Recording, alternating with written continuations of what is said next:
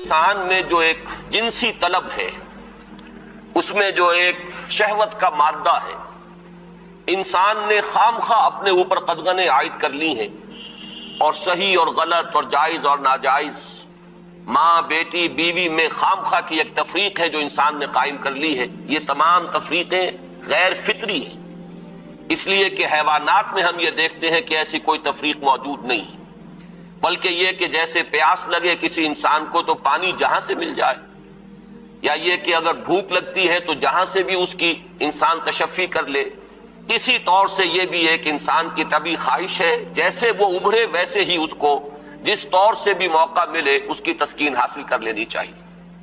یہ دو اصل میں فلسفیانہ نقطہ نظر، اور جیسا کہ میں نے عرض کیا خاص طور پر ادب کے میدان سے، لٹریچر کے میدان سے، خاص طور پر افسانوی انداز میں، ناولوں کے انداز میں، ڈراموں کے انداز میں یہ فکر پھیلایا گیا۔ یہ فکر ہے کہ جس نے مغرب کی تہذیب کا جو یہ سماجی عنصر ہے اسے واقعتاً یہ ہے کہ ایک سنڈاس بنا کر رکھ دیا ہے۔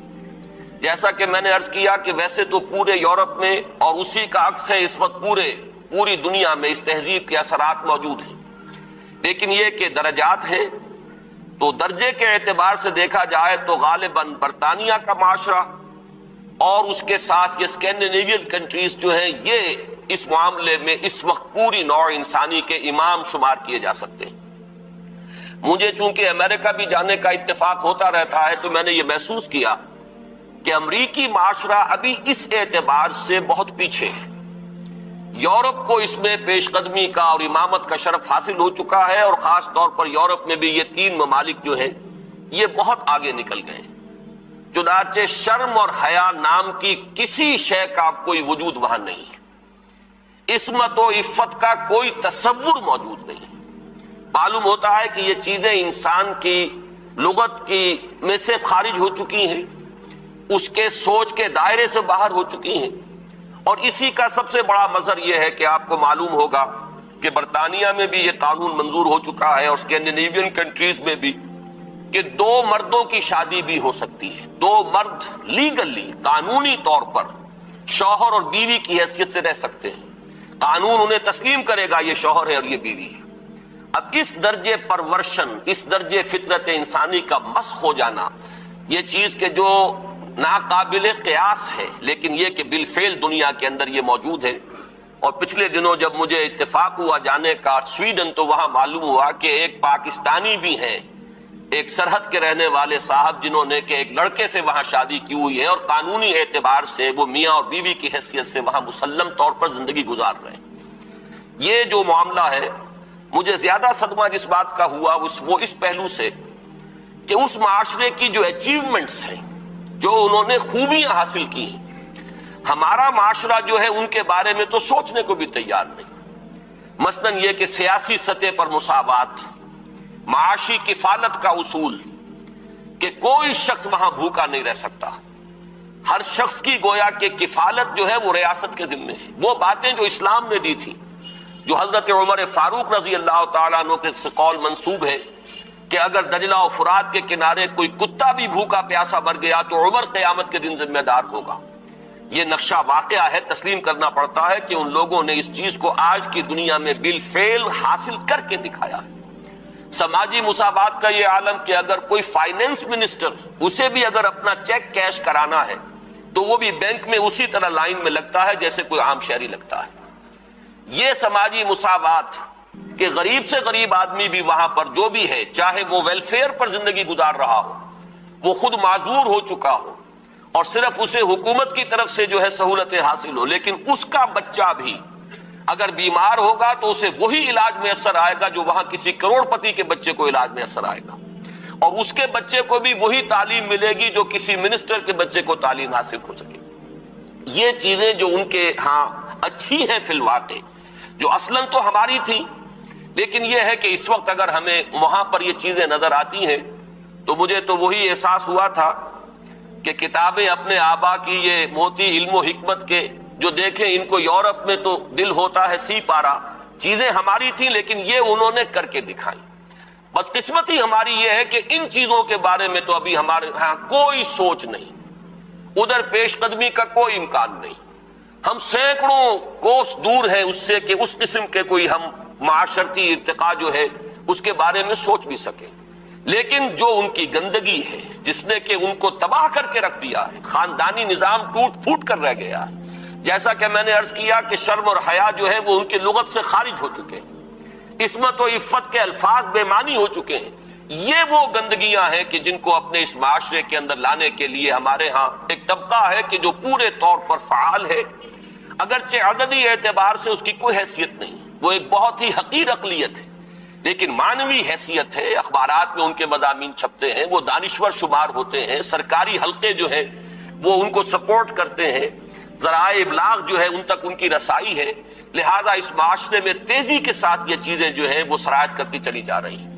بہرحال اس تمہید کے بعد اصلاً مجھے جس موضوع پر گفتگو کرنی ہے میں اس کی طرف آ رہا ہوں. میں جہاں تک پردہ اور زنا کے استیصال کے لیے جو دوسری تدابیر اسلام نے اختیار کی ہیں، جہاں تک اس کا تعلق ہے اس پر انشاءاللہ علیحدہ کسی موقع پر تقریر کروں گا.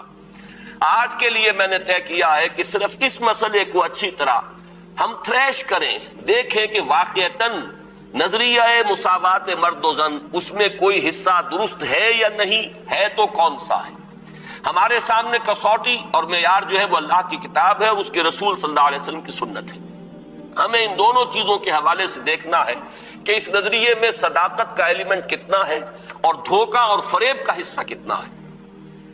میں سب سے پہلے تو یہ عرض کروں گا کہ اسلام بھی دو سطحوں پر عورتوں اور مردوں کے درمیان کامل مساوات کا قائل ہے، لیکن ایک تیسری سطح وہ ہے کہ جس پر وہ ایک فرق کرتا ہے، درجہ بندی کرتا ہے. ان دونوں کو علیحدہ علیحدہ سمجھ لینا چاہیے. پہلی سطح جس پر کہ اسلام عورت اور مرد کے درمیان کامل مساوات کا قائل ہے وہ شرف انسانیت ہے. مرد بھی انسان ہے، عورت بھی انسان ہے. جو شرف انسانیت ہے اس میں مرد اور عورت برابر کے شریک ہیں. اگر کسی کے ذہن میں یہ تصور ہے کہ عورت کا وجود ایک گھٹیا وجود ہے، عورت ایک کمتر وجود کی حامل ہے، تو یہ خالص غیر قرآنی اور غیر اسلامی نقطہ نظر ہے. بدقسمتی سے بعض دوسرے معاشروں کے اثرات ہمارے ذہنوں میں بھی آ گئے ہیں. خود عیسائی معاشرے کا بنیادی تصور یہ تھا کہ عورت ہے ہی گناہ کی گٹھڑی، مجسم برائی. یہ ایو سے ایول کا لفظ بنا ہے. حضرت حوا کے لیے ان کے ہاں لفظ ایو ہے، اور ایو سے ایول ہے. ایول برائی کو کہتے ہیں، یعنی یہ کہ عورت کا تو سارا وجود ہی سرتاسر برائی ہے. یہ چیزیں کچھ مختلف ذرائع سے ہمارے ذہنوں میں بھی آئی ہیں.